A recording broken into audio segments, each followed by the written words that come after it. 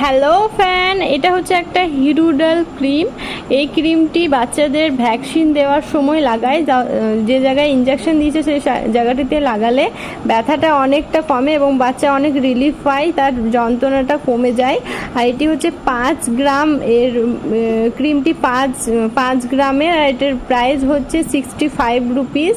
আপনি যে কোনো মেডিসিনের দোকানে পেয়ে যাবেন।